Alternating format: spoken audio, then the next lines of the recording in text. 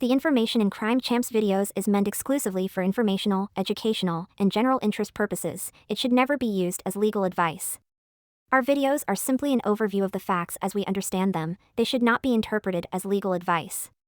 We do not provide legal advice or act as attorneys. If you think you may have been the victim of a crime, you should consult a lawyer. Our videos is not meant to shock, enrage, or otherwise provoke the viewer. Our videos were produced exclusively to increase public awareness of events relating to true crime. As the crisp autumn breeze whispered through the streets of White Rock, John Altinger, a man with a life full of untold stories, unknowingly embarked on his final journey. Little did he know, his fate was intertwined with a sinister figure lurking in the digital shadows. It was on Plenty of Fish, a dating site where hearts sought love, that John, eager for a connection, encountered the enigmatic persona of Sheila.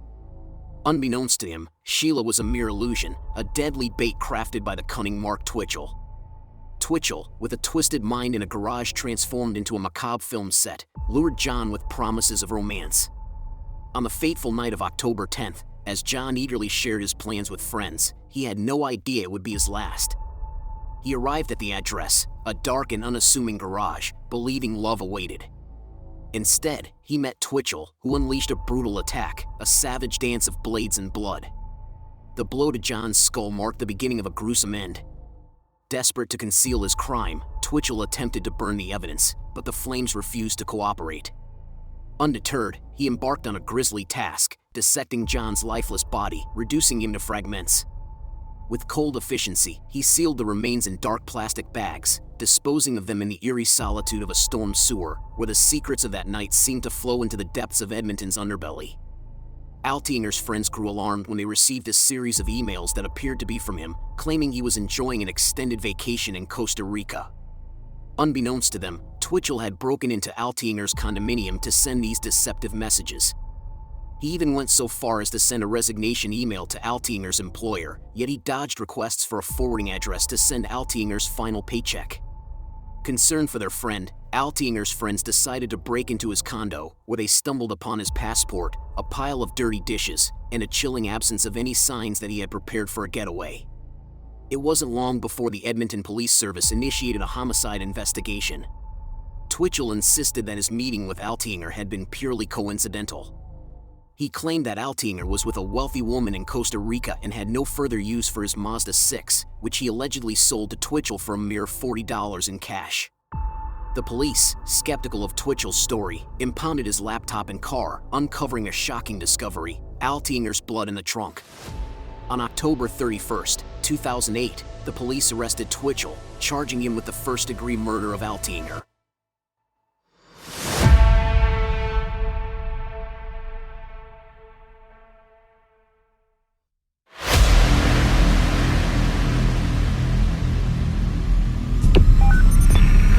What's your emergency?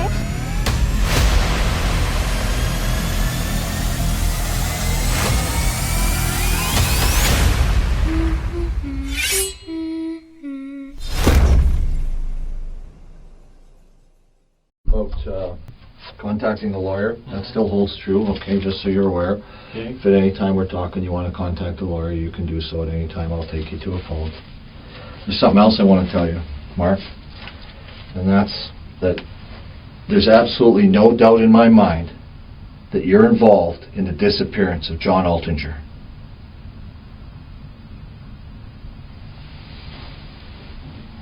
No doubt in my mind at all, Mark. Why? As I said, Mark, there's no doubt in my mind that you're involved in this disappearance. I just want to get to the bottom of this, because this is not going to go away. It's not going to leave you, Mark. I don't understand. I'm going to explain some of the reasons to you. But you do understand, because you know what I'm talking about. You're involved in this, and unfortunately, something got carried away. Something got carried away with this guy. I mean, talking to you here tonight, you seem like a decent guy. And I think that something happened that night that maybe you just didn't have total control of. And I'm here to get to the bottom of it. Because it's not going to go away. This is going to stay with you. And we need to clear this up here and now. We need to clear this up tonight. You need to tell me the truth about what's going on. What happened with this fella.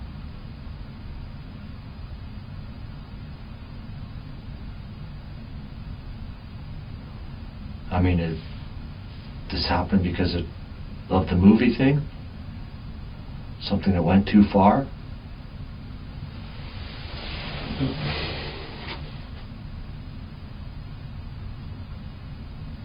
I have no idea what the hell is going on. You do have an idea. You have a very good idea, Mark, about what's going on. You know exactly what happened there that night. I mean, you haven't told us the truth.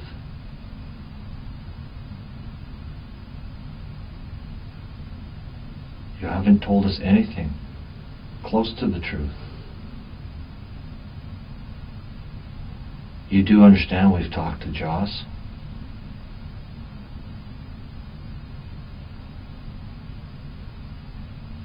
We've got his side of the story. All I'm looking for is your side of the story. But the truth. Not what you've been telling me. Because that what you've been telling me hasn't been the truth. Has it, Mark? This can't be. I don't...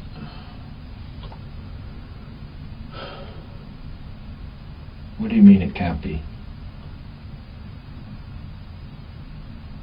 I just don't understand.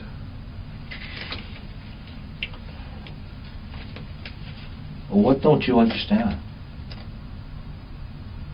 We have a fellow who's missing.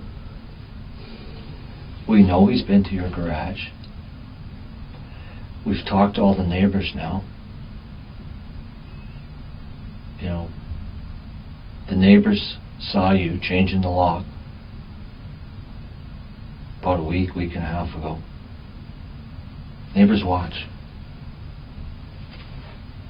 They see all these things.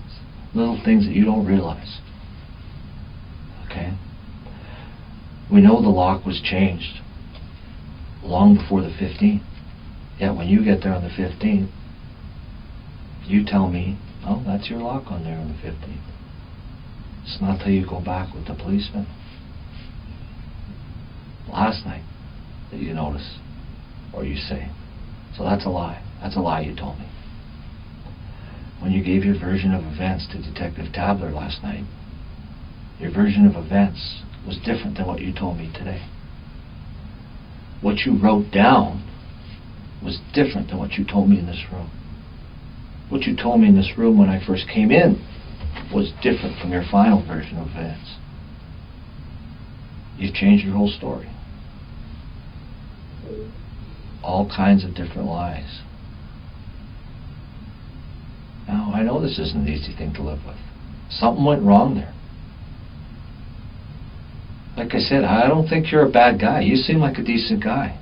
You got a wife. You got a small child. You're trying to do the best. I don't think, I don't know, but I don't think you're doing that well financially. I think it's a tough life what you're in. You're trying to do your best, but something went wrong. Maybe you were just trying to make a better movie. I don't know.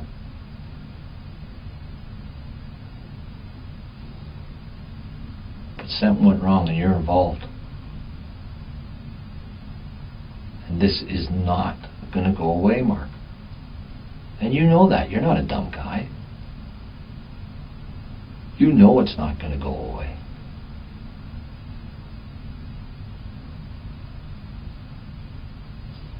This is going to keep on eating at you and eat at I you. just feel like I'm in the fucking Twilight Zone right now. And why do you feel you're in the Twilight Zone?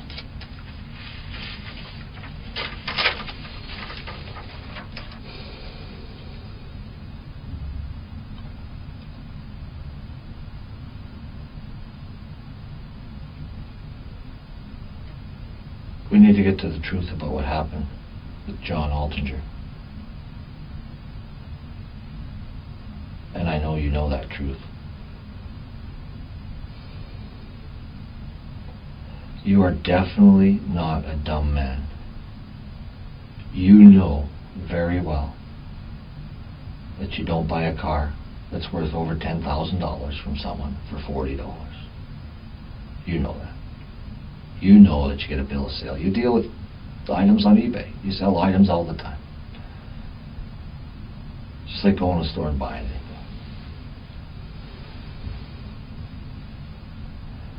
That part of your story is just lie after lie after lie. And it's time to end those lies, Mark.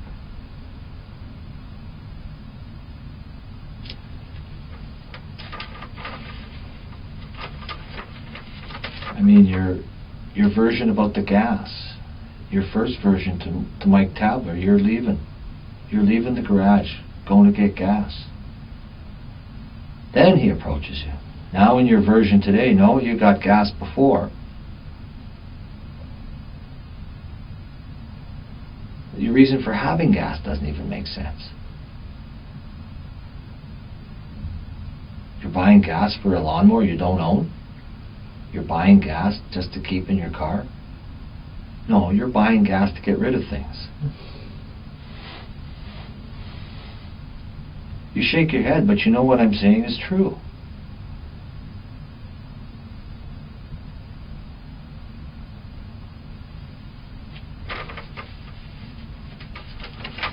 Specifically, do you remember talking to the constable last night?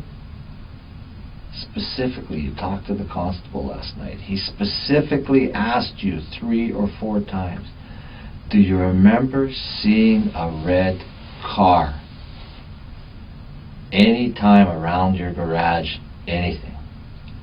No, officer, I don't remember anything about a red car.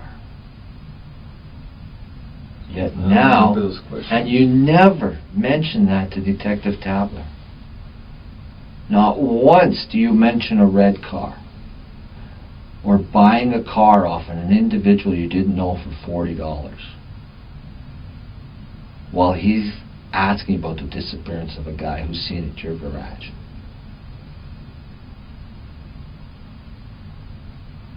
And it's obvious why you didn't mention it, because you had something to do with his disappearance.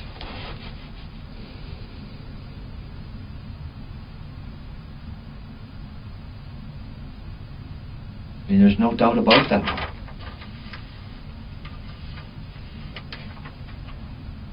I mean, you have a barrel in your garage.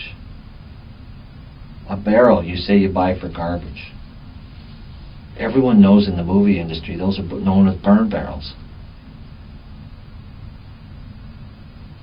We got that off your own friends. They're the ones telling us this. Your co-workers.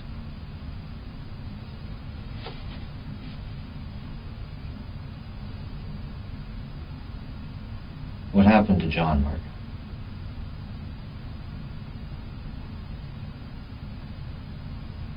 What'd you do with him?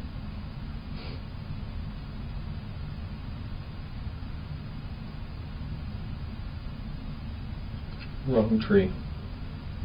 Wrong dream? No, tree. Wrong tree. Mm-hmm. And what do you mean by that?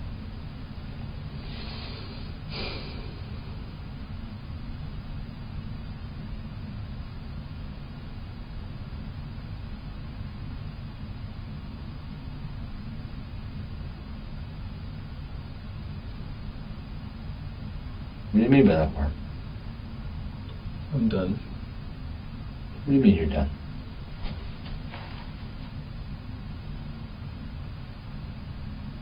I mean, I'm not talking anymore. This is ridiculous. Well, what is your explanation? You haven't answered any of the questions. If you didn't do anything wrong, why wouldn't you answer those questions? Do you know why, Mark?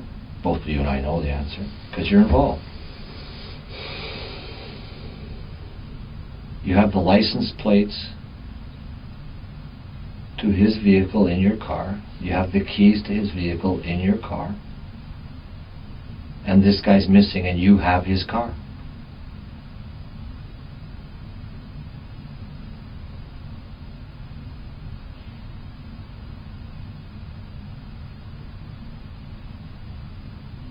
Like, you need to accept the fact here, Mark, that your life has now changed.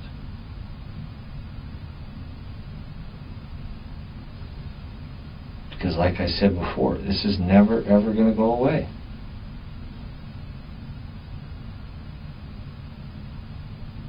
I mean, I have to wonder what's going on in your life that gets you involved in something like this.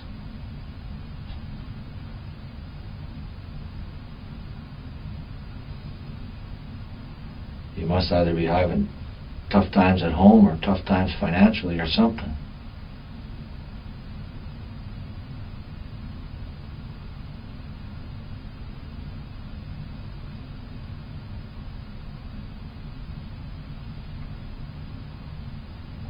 So what's going to happen when these neighbors pick your picture out as the guy changing the locks in that garage? After you told me you didn't know anything about those locks. What's going to happen then, Mark?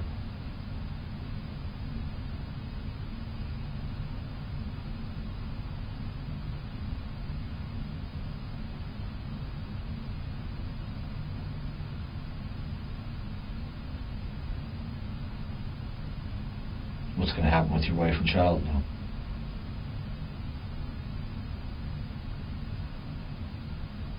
What are they going to do?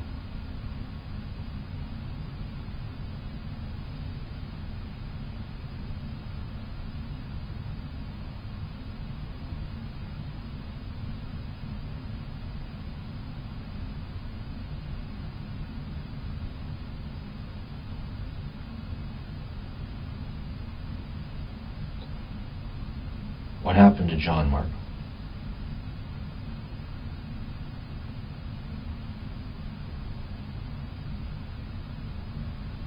Was this your plan or was this somebody else's?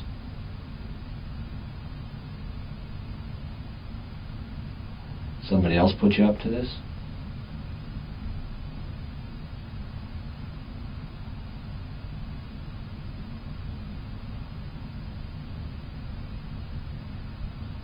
Do you not have any answers, Mark?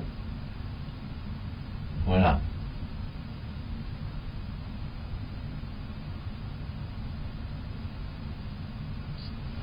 I'm telling you that you're involved in this disappearance and you sit there and say nothing.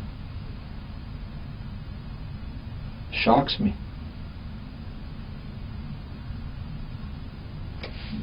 You do understand these things don't go away. Like, this is going to stay with you the rest of your life. Do you understand that?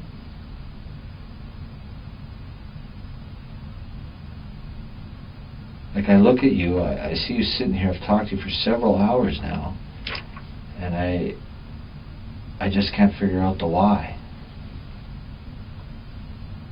What drove you to this? Is there something going on? Obviously there's something going on behind the scenes that I don't know about.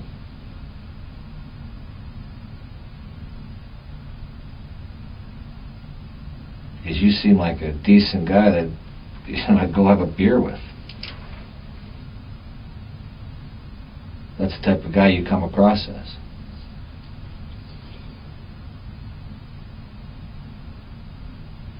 You're involved over your head in this. Is anything that you're saying genuine, or is this some sort of tactic? You got to get away from the acting part, Mark, and listen to what I'm saying. You have told me nothing but lies. An innocent man does not come in here and tell lies. That's genuine, Mark. Everything I'm telling you in here is genuine. So get out of your film producer mode and the facade of thinking that everyone's an actor. Because this is real life.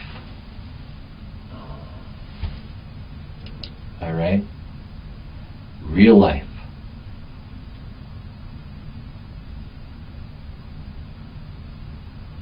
If you were telling me the truth, you would have one story. One story that would flow from beginning to end. And you could repeat that 100 times with no changes in the story. Yours is so bad.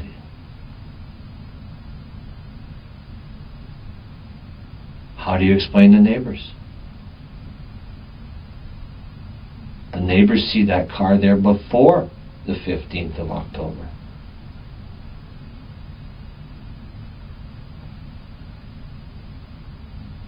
Why would that car be at your garage before the 15th of October?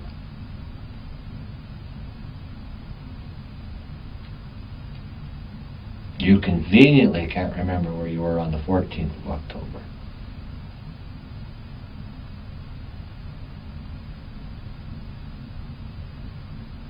Nothing convenient about it. It's just actual fact. Despite anything that's been going on, I really cannot. You cannot what? Remember. Remember what? About the 14th. So you can't remember about the 14th. Why did you lie about the 15th? What is your explanation for providing me basically different versions of what happened on the 15th?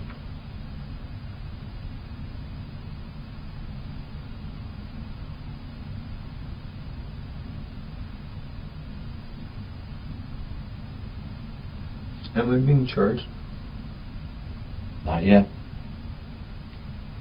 Am I free to go? Yep. Then I will. Okay.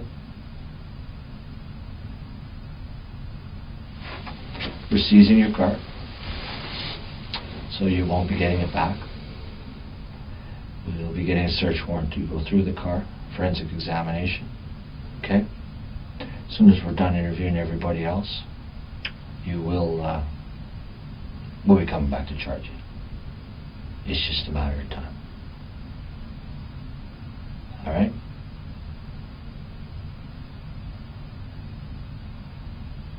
Do you have any questions about any of that? Do you want to clear anything up now so I don't have to keep coming after you?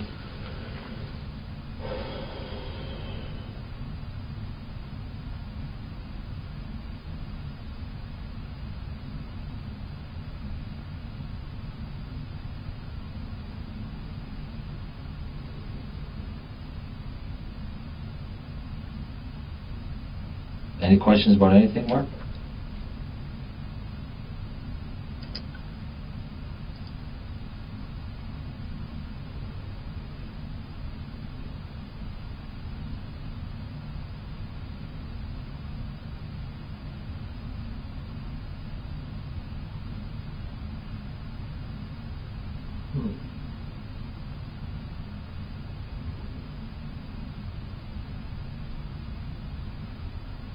You know pretty well everything's over for you now.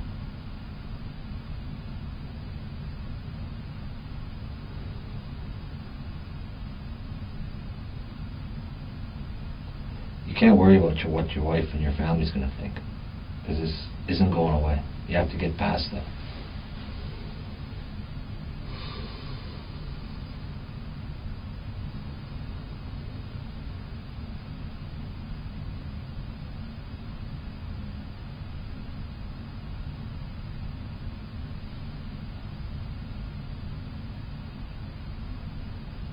Are you that cold a person, Mark, that you can live with this the rest of your life? Doesn't bother you at all? What does that mean? Well, you're involved in this disappearance of this guy. But we'll live with it. What do you mean? Well, what you did to him. You can live with that?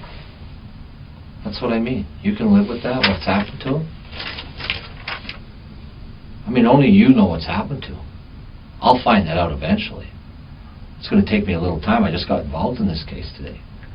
But it's so obvious you're involved, Mark. It's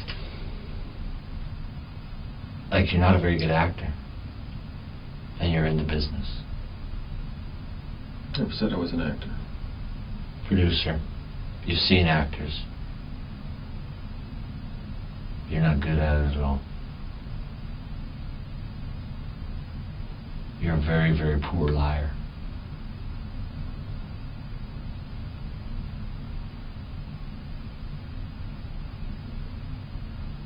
But I mean, how do you go home at night? Living with yourself over what you've done to this guy. How do you explain that to your wife? Your child's only 8 months, so you don't have to explain it to her. She won't even know what's going on.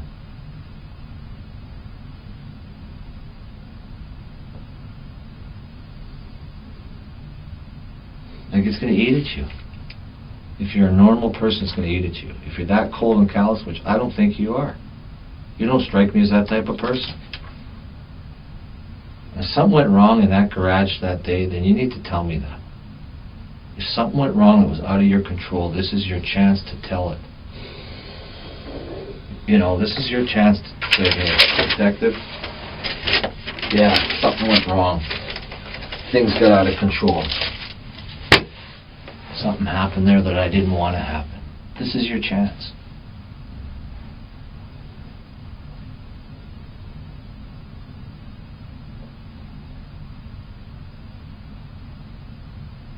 You know, I don't know much about this John guy. I'm slowly finding out things. If something went wrong and he came over to that garage when you were there, this is your chance to tell me.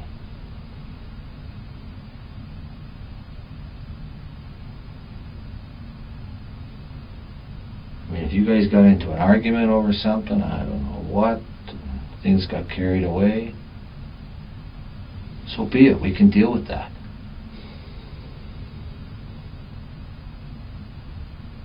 But you have to let me know that.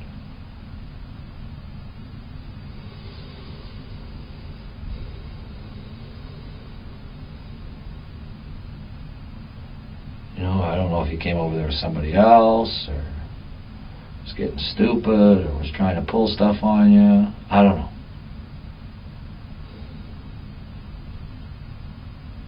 I know this guy's a bit of a weirdo. I know he's into different things that the average person isn't into. You know, and maybe he tried something. I don't know. I don't know exactly what happened. What I do know is that you're involved. And you know that. It's obvious. It's obvious by your whole demeanor. And like I said, it's not going away. It's just starting to build. I understand what you're saying.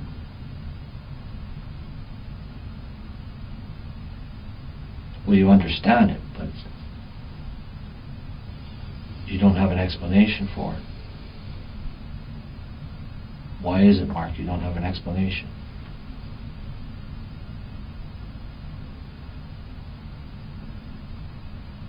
Fear.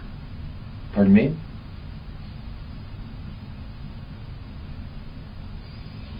I didn't hear you. I mean, I know it's tough. You know, I don't know much about your life, but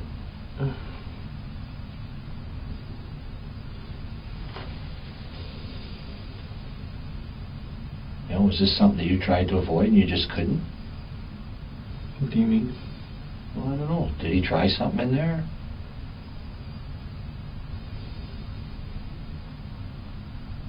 Did he try something you're just defending yourself? I don't know. You were the one that was there.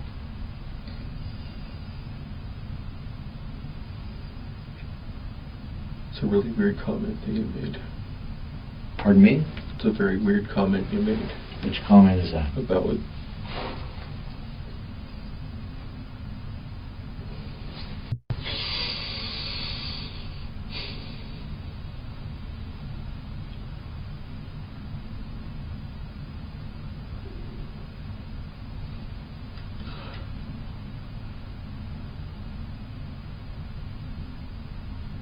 Which comment was that, Mark?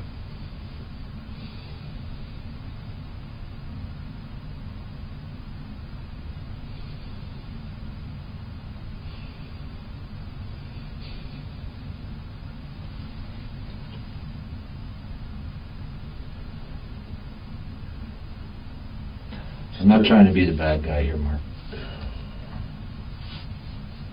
Can't help but feel like that's a tactic. I just feel like everything is a tactic right now. Why do you think that? When you know what I've told you in this room is the truth, so how do you say that the tactic? It's just, you know, we're not seeing a movie, but it's a top thing. This is real life stuff. You gotta get away from the movies. Yeah, I know. That's the problem here. All I'm here for is get the truth. That's my job. There's two sides to every story. I know why John went to the garage. I know a little bit about his background and what he's into. Not very pretty. What does that mean? Well, I'm not going to go into all that because that's not the stuff that you need to know. But let's just say he's got some skeletons in his closet.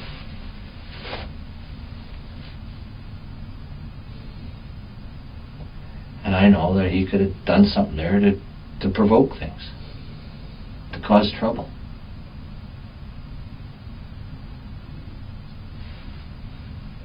And if he did, and something happened because of his provoking or provocation there, then what I'm telling you is this is your chance to get it out.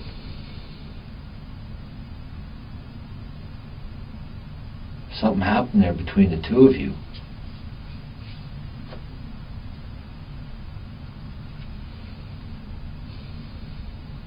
then you need to let me know now.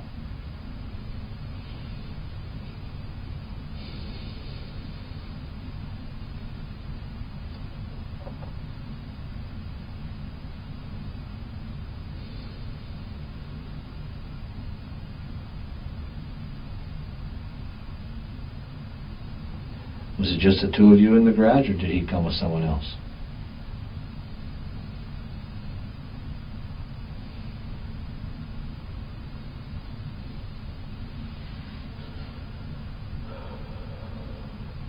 Mark?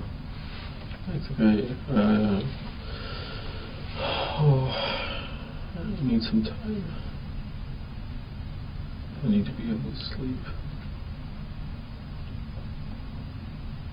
This isn't going to go away while you sleep, Mark. I know. That's the problem. Something happened there. Both you and I know it.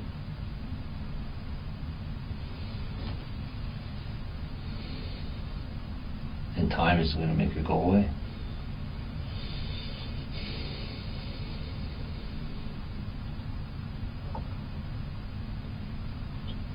It's time for you to step up to the plate. Tell me what happened to John. Tell me where he is.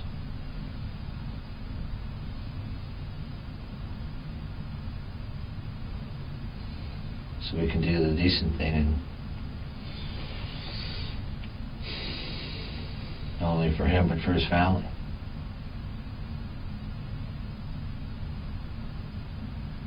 And for your own well-being. You're not going to be able to live with yourself with this for the rest of your life. You'd be surprised what I can live with. It's going to eat at you and eat at you. It's going to affect your family because it's affecting you.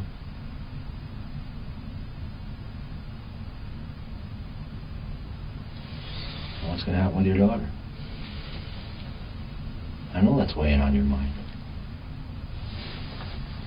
I know what's weighing on your mind about your wife. How would you describe your marriage? Is it good?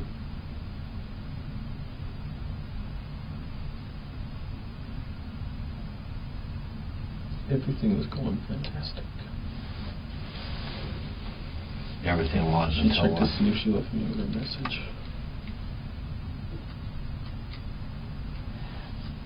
She was worried yesterday and couldn't sleep at all. And even tonight, she had to take a unison to try to get to sleep. And then when I didn't come home, she started calling again. Well, she's worried about you.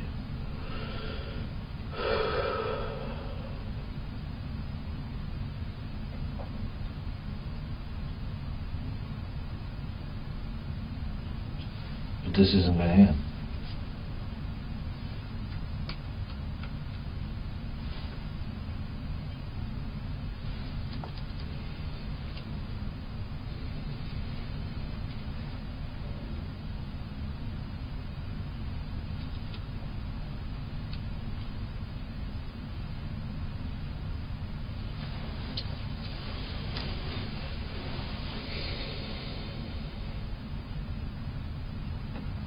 You know, I had a family, a relative of mine was murdered back in 1997, Whitehorse, Yukon.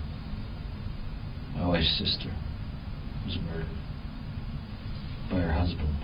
Family thing. Not like this. Are you serious? Serious. It was actually made national news. It was a big thing about the defense of provocation. The guy's name is Ralph Klassen. That was my brother-in-law at the time. And he strangled her. He strangled his wife, which is my wife's sister, in bed. They were separated. He'd come home and thought she was fooling around, and he was out to lunch. There was no fooling around going on. None at all. And he strangled her with his hands. So hard that he actually sprained his 2 thumbs. And what happened was he leaves a note in the house saying that he couldn't live with himself and he was going to end his own life. So I don't know if you've ever been to Whitehorse, but he drove up. I wasn't up there myself. My wife went up for the trial with her sisters, but he drives up on a hill in his little Datsun B210 truck.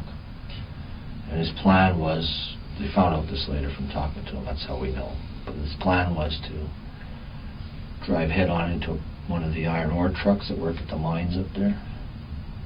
So he waited and waited, he said. This is what he's telling the Mounties later. And no iron ore truck came along, so a propane tanker was coming down the highway. So he drives down the hill, he smashes head on propane tanker, and just before he hits it, he ducks. And if you can believe it, he ends up with a broken toe. That was his whole injuries from this accident. The truck driver ends up breaking its back so bad that he can't work anymore. He's not crippled, but he can't work anymore. Never ends up working again, I guess. And they take my brother-in-law to hospital. And at the hospital, he tells the nurse that he did something to his wife. So they send the Mounties over there, and they find her in bed. And then they come back, and they end up, of course, charged him with second-degree murder. He got convicted of manslaughter, and his defense was provocation, that he was provoked into it. That's kind of my point here, is that he's saying he's provoked. That's his wife. There was no provocation at all. It was a joke defense, in my mind. My wife sat through 2 weeks of the trial with her sisters up there and couldn't believe it. Absolutely devastated the family. And he got a whole 5 years in jail. That's what he got. He served, I think, 2.5 total. I never did find out what happened to him. Out at Williams Head Penitentiary in BC, which is on Vancouver Island. Frickin' golf course on there. They've got a par 3 golf course, and they live in like condos. System's a joke. Wait, who lives in condos? The prisoners at Williams Head Penitentiary. They live in like condo complexes, not even cells. So, but the point is that he raised the defense of provocation. And if that's what's happened in this case, then that's what I'm telling you. You need to tell me.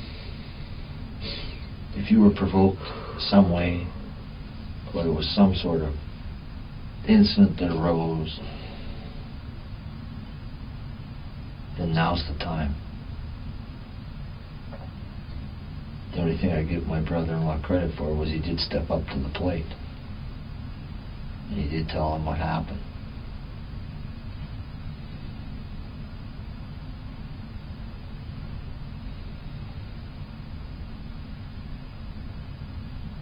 I mean, something obviously went on between the two of you, Mark. Something went on between you and John.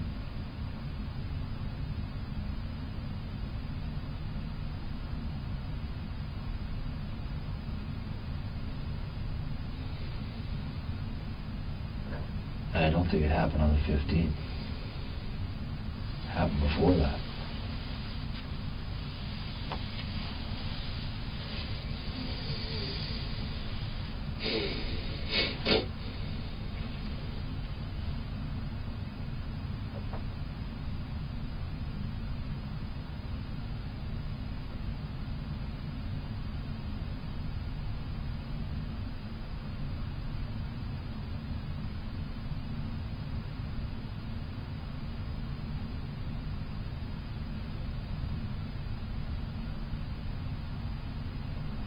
It's not going to be easy living with this, Mark. Not going to be easy for anybody. It wasn't easy for us.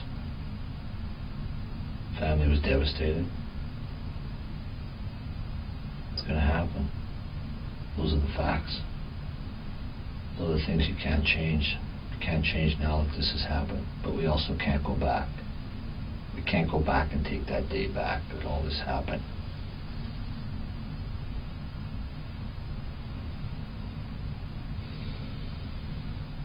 But we can do the right thing.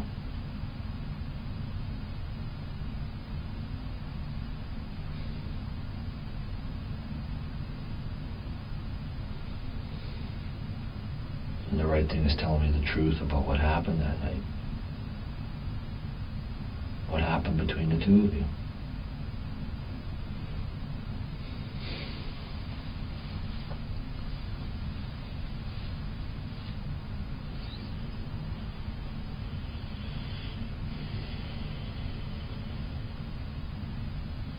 Something went wrong.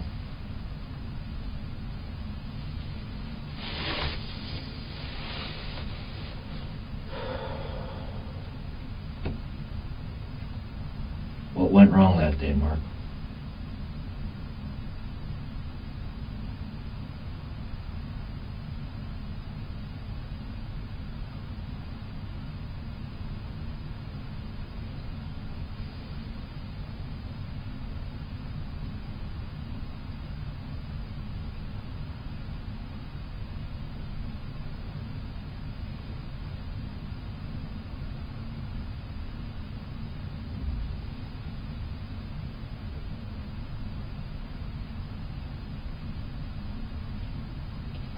This guy come over there uninvited?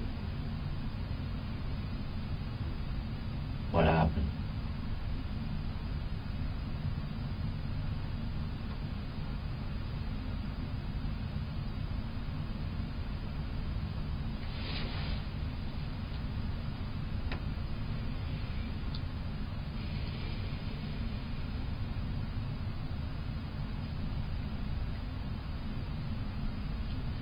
Tell me something, Mark. Do you really think this is going to go away?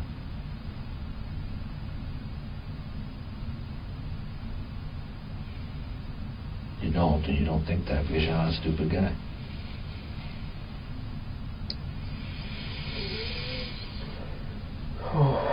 So what can we do to get to the bottom of this, Mark?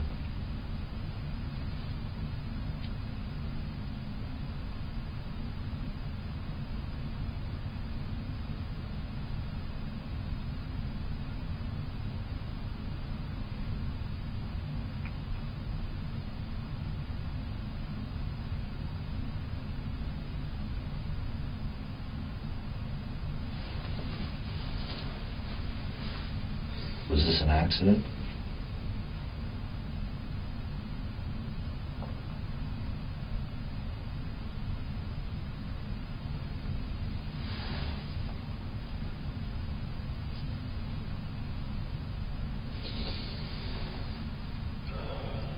How did it happen, Mark?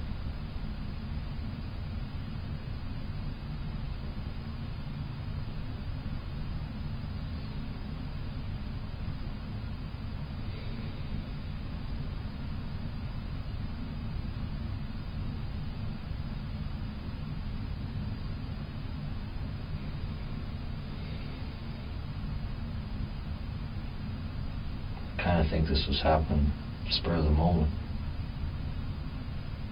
because you didn't really do a lot of thinking about afterwards, which tells me it happened by spur of the moment or by accident, something like that.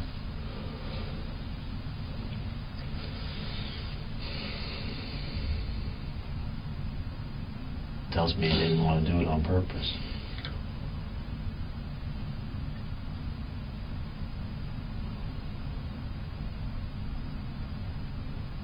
If that's the case, Mark, this is the time to tell me.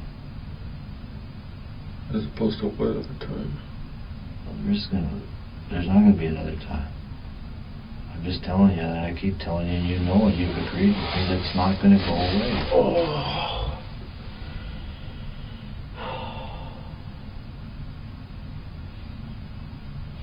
And you know it's not going to go away, Mark. What time did you wake up today? Early. Well, I mean, not today, I guess yesterday. Early. Is the adrenaline keeping you going? No. I'm tired too. I feel like that's all that I'm on right now. So let's get to the truth. And then we can end this.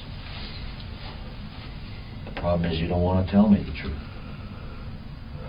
Why don't you want to tell me the truth?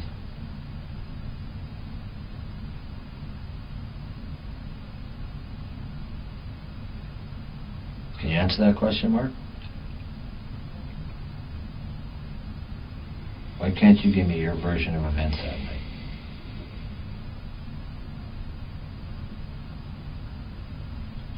I'm scared. And I always have this instinct to want to be able to try to hold on to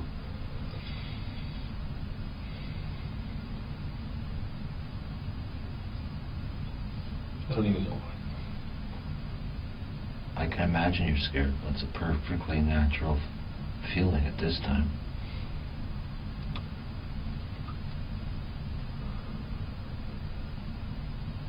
But things happen there, Mark, between you and John.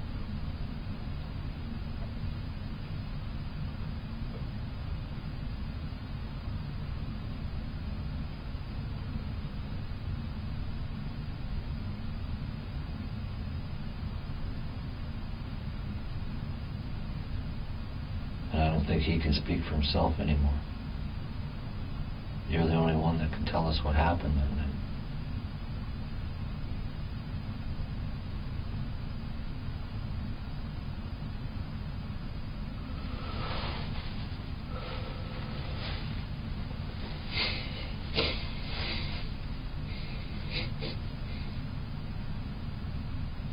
What's going through your mind right now, Mark? Almost nothing. Anything I try to push out is like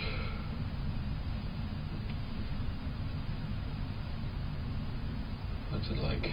It's like skating uphill. This tired trying to formulate thought anymore.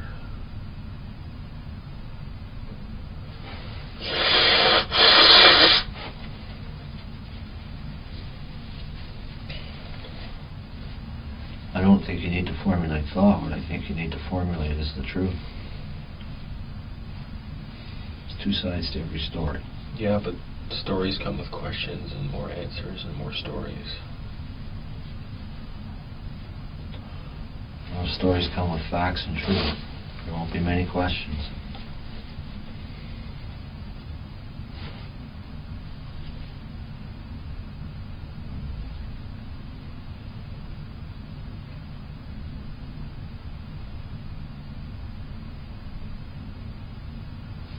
People make mistakes. It happens every day.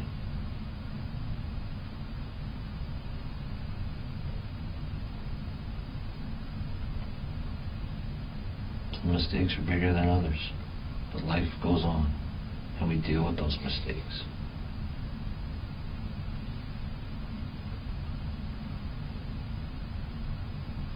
Well,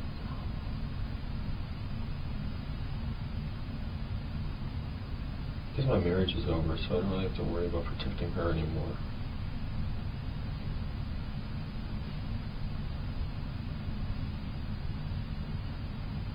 Your daughter will be taken care of.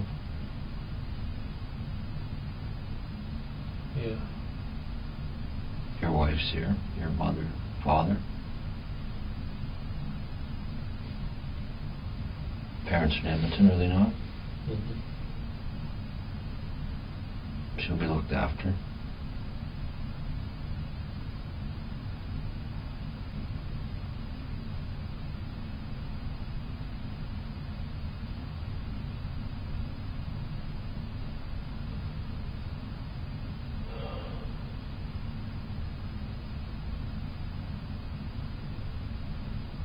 I can see this is eating you up.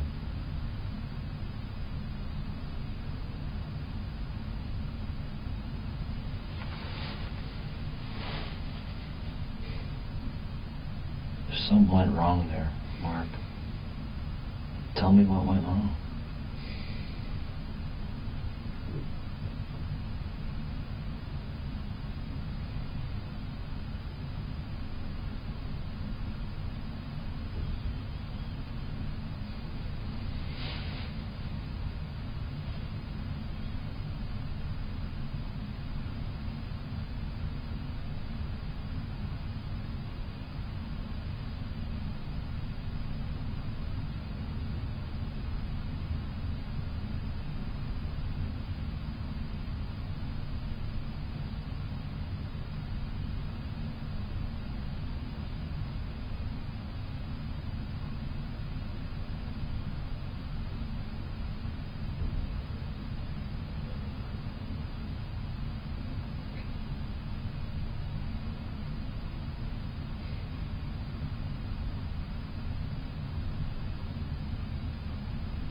You know deep down, Mark, that everything I've told you in this room has been a fact, has been the truth.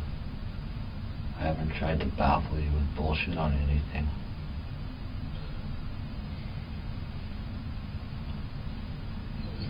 Again, you know what? I mean, you say that, but part of me is always going to wonder.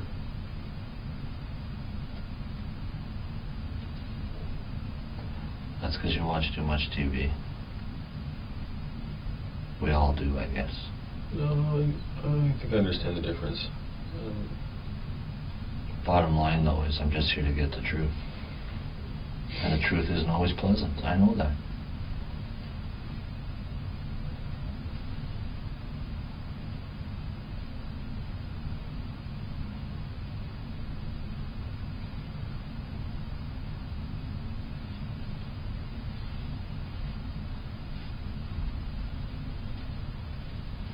I mean, this wasn't somebody you knew.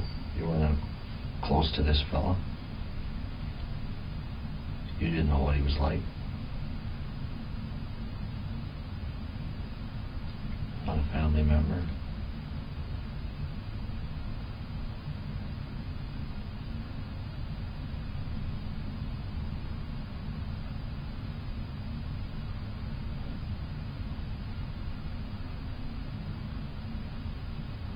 I just don't know what set it off. Because your demeanor appears to be so calm.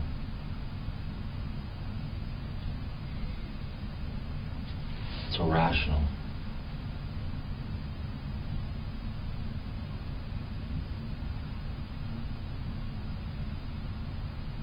Like what set it off that night to set these things in motion?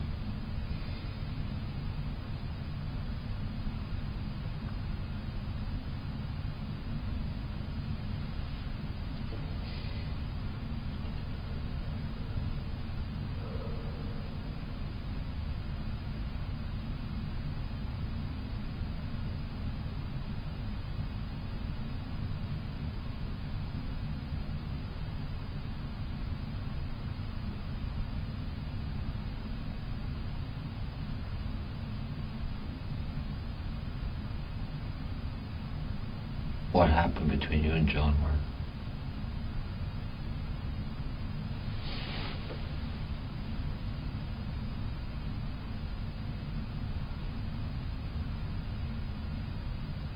I can't even get there right now. Right now I'm thinking about immediate needs, like... What are those immediate needs? Contact lenses are going to burn a hole in my head in a couple of hours.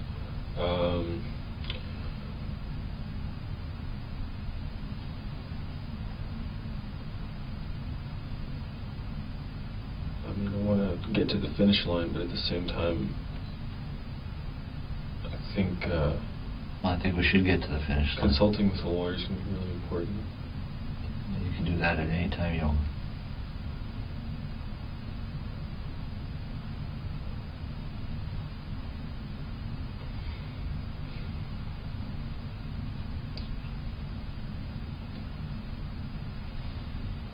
Told you that right from the start. Mm-hmm.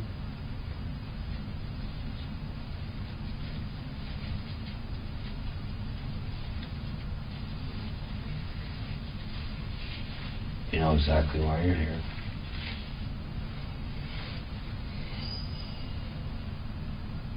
John's gone missing.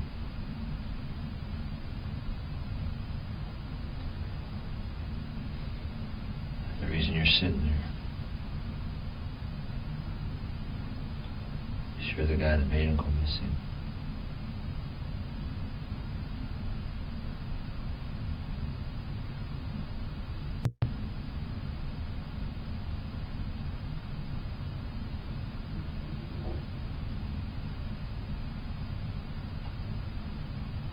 I'm just trying to find out the why behind it. Why this happened, what turned it to make you do something like this. There's obviously got to be other factors involved.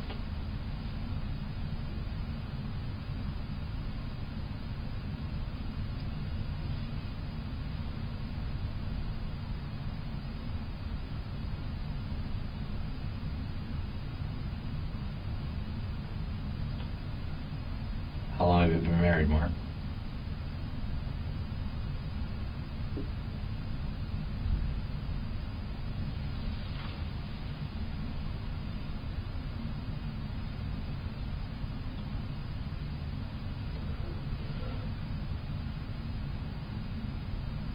Almost 2 years. This time. How long were you married the first time? 4. Looks like I'll become the statistic. Didn't expect that. Well, I think you already were a statistic when you were divorced the first time. Right? Well, some things you just gotta do because you realize that your ultimate decision leads to what's gonna end up in your long-term happiness, and you can't just feel obligated to how other people are gonna think about it. Don't you think that applies here too?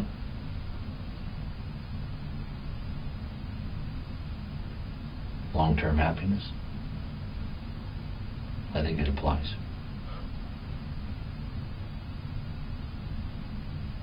Yeah, it seems like the end of the world now.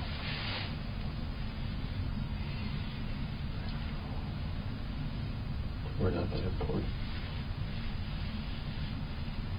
I think we are. That's gonna get really deep and philosophical, so I won't even go there. Yeah, I'm not a big philosophical guy either. I work more on facts and truth.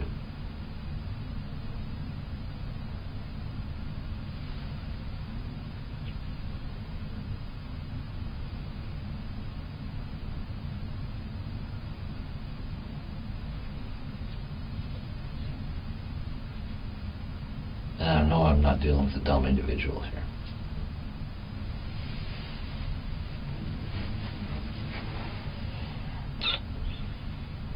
But something went wrong there.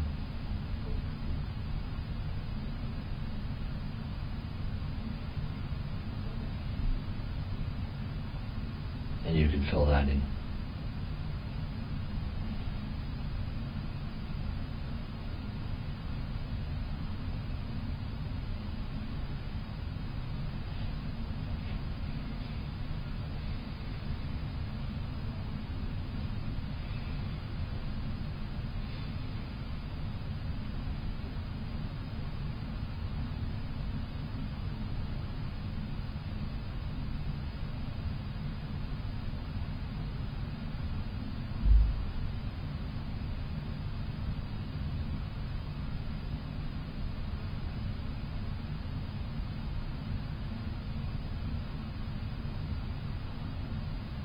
It's not easy, Mark, I know. But how does your life go on if we don't clear this up? How do you ever begin to rebuild it again?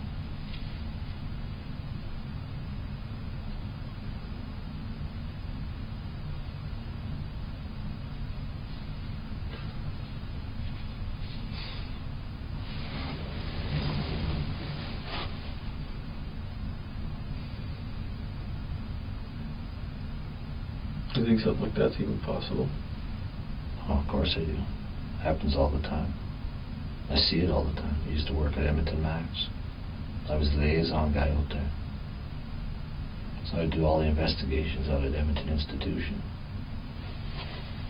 Dealt with all the hardcore convicts, guys that were in there for way worse than this. Like, I'm talking guys that have done mass murders, multiple killings, killing family members,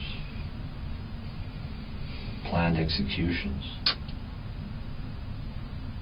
They accepted their punishment. They're doing their time. But those guys, they're a different breed. They're not you. Those guys, very, very few. I can't even think of one at the max, maybe at other institutions. They're the hardcore of the hardcore. They're the ones that have no remorse. They don't care. It's like they're missing something. I don't know if they were born with something missing or what, but they don't have that remorse. I call it like a remorse syndrome. They don't have it. They don't have a conscience. They don't care about anybody. To them, killing somebody means nothing.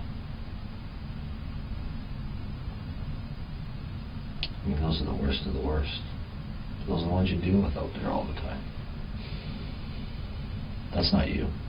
You're not that type of person. Talked to you long enough in here the last several hours to know that. Those guys show no emotion over anything. They're cold. That's not you. Everything's running through your head right now. And rightly so. It's not an easy thing. I know you'd love to go back and take back that day, but you can't. You know, we can't do that. What's done is done.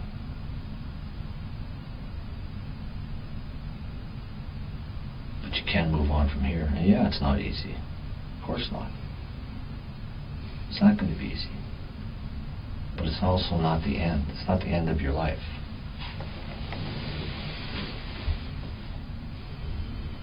It's not the end of your family's life.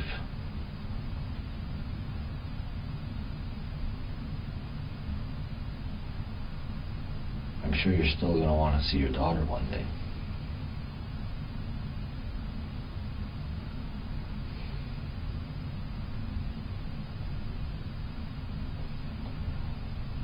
You made a mistake.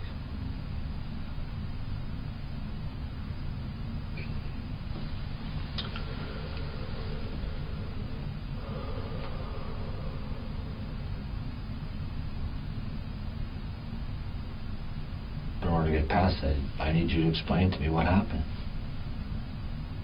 What happened to make you make that mistake? What started this all off?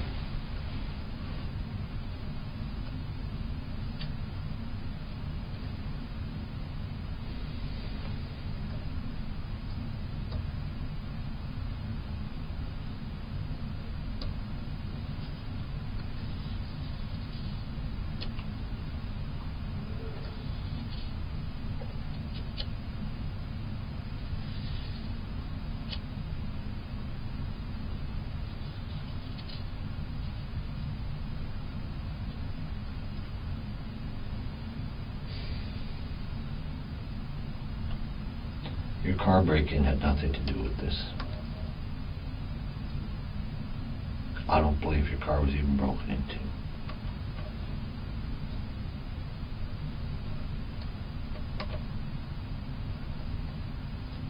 You realized you made a mistake. Things got carried away.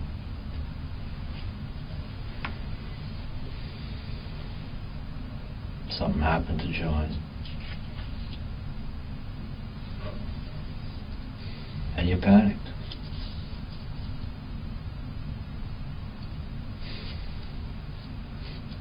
You didn't know what to do and you made up a story.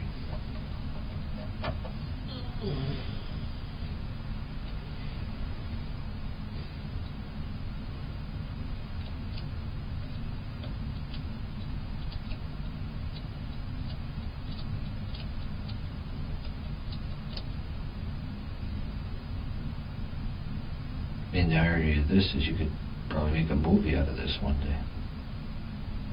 There's an irony.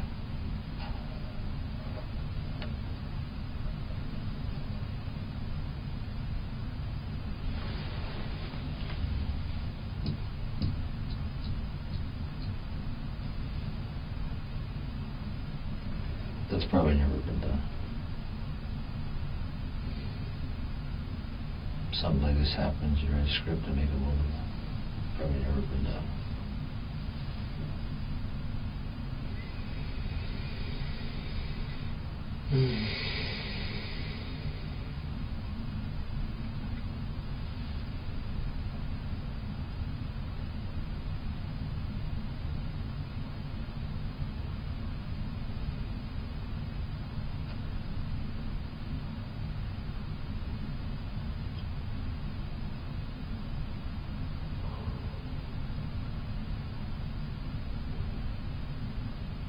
But things are going to change for you now, and you know that.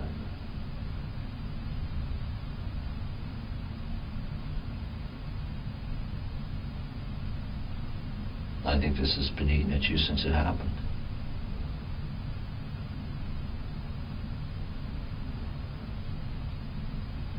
It's probably been wreaking havoc on your home life, too.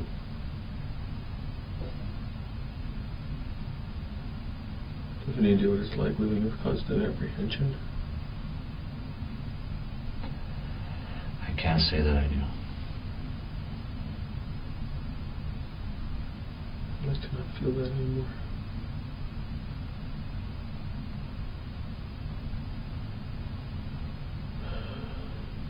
Well, this is your chance to get rid of that feeling. Oh, but it brings on a whole new type. I'm sure it does. I'm sure it does. Okay, what's the steps in getting a lawyer? Because I don't have one. I just take you out of this room to a phone and you can call. Is it like relayed? I mean, well, There's phone numbers there. There's a phone book. Take you to a phone, you can call. There's phone books there. There's a legal aid number on the wall. They'll provide any legal advice you want. Take you out at any time. If you want to call any specific lawyer you know, there's white and yellow pages there.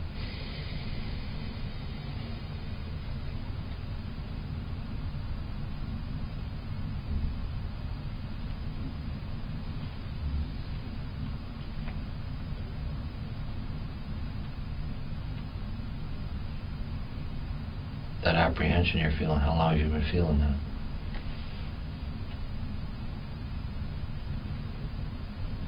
any longer than 2 minutes is too long. Okay, let's see. Has it been going on since this happened? Was it going on before?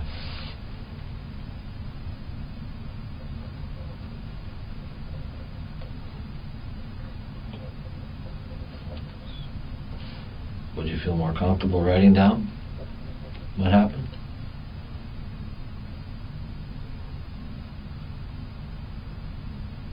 I don't know. Maybe. Maybe not. Just right now. And you can write out what happened that night if you want.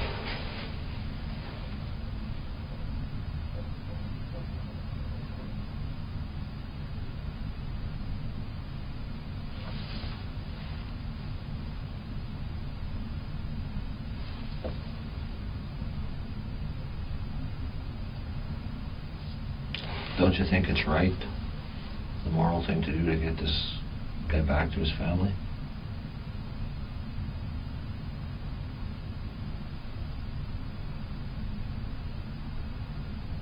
Give them some closure.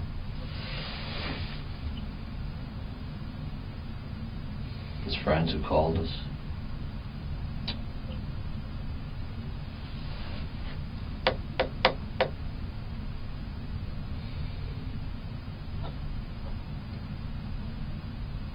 If there are other stressors going on in your life at the time, that's This is what you need to tell me now. Other things are going on, Mark. Wouldn't that really be irrelevant, though? Well, really? I think it would be very irrelevant. Don't you think? Whether they be financial, at home, marriage, health. I don't know. A lot of things go on behind closed doors.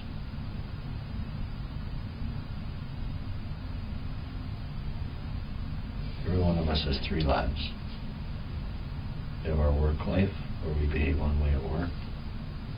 We have our home life, where we behave a certain way at home. And we have our secret life.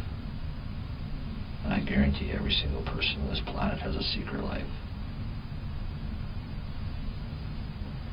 Things they do that maybe they don't want other people to know, that could be good or bad. They don't always have to be good, they don't always have to be bad.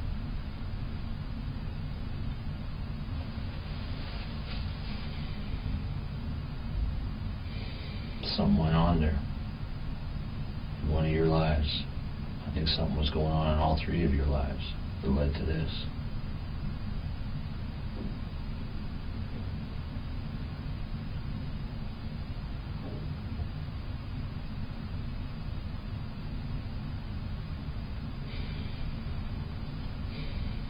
You mentioned earlier your marriage is over. Why do you say that?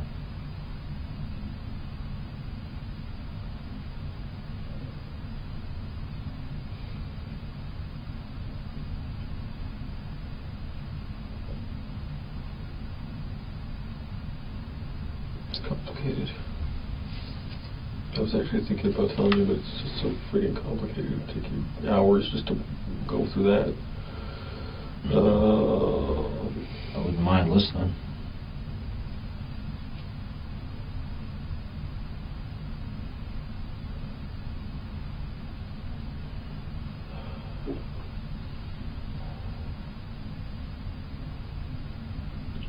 What's been going on in your marriage to make you say that?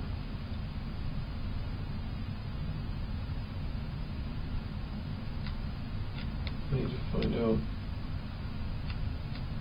Which I think she already called some legal place. Figure out what that is first, and if that's the case, I'll just call them instead of going through a phone book.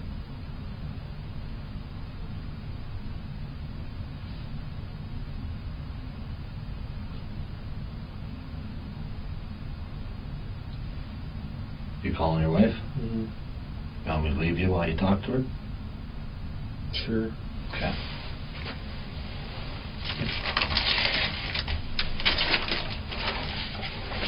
I'll come back in a few minutes. Oh, she's not there. Maybe sleeping.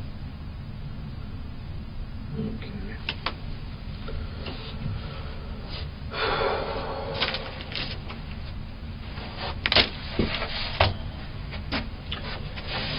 What do you think's going to happen to you?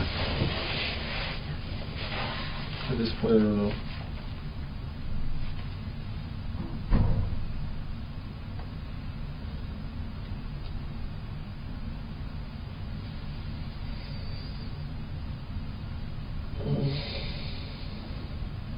Do you know the difference between the 3 types of murder? First degree, second degree manslaughter?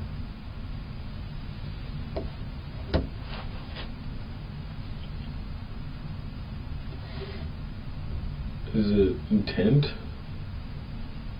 Yeah, basically, first degree is like planning it. Second degree is basically not planning it. Manslaughter is spur of the moment, not like a bar fight or something. Someone punches someone and they get angry. Something like that. Which category would you fall into?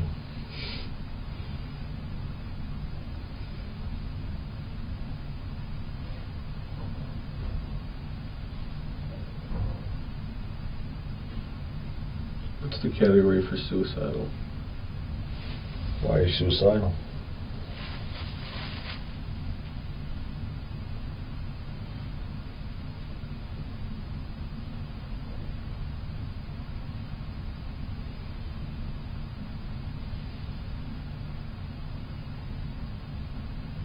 Because what's the point? I mean,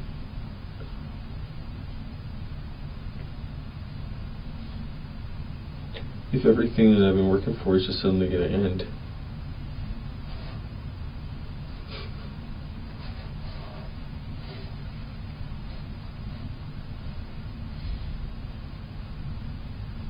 But you know that's going to happen.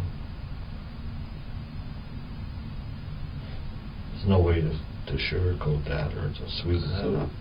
Then, but is that any reason to take your own life?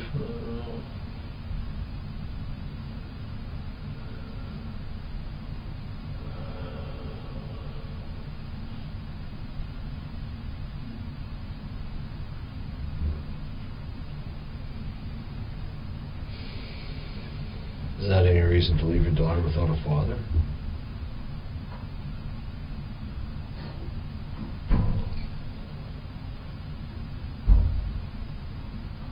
Regardless of whether you're right beside her or living in the same house, you're still her father.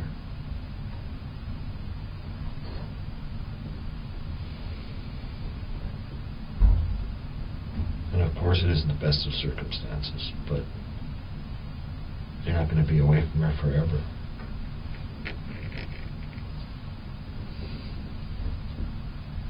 There will come a time when you'll be back to see her. But you wouldn't be back to see her if you took your own life.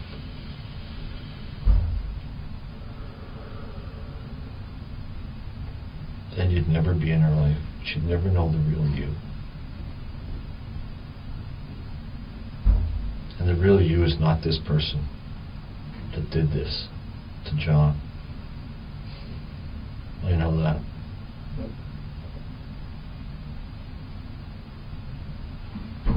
This is something that happened because you weren't thinking straight. And I believe that one day you'll... If you enjoyed this video, please subscribe, give this video a thumbs up, and press the notification bell. Additionally, you can view our playlists and most recent videos. Thank you for watching.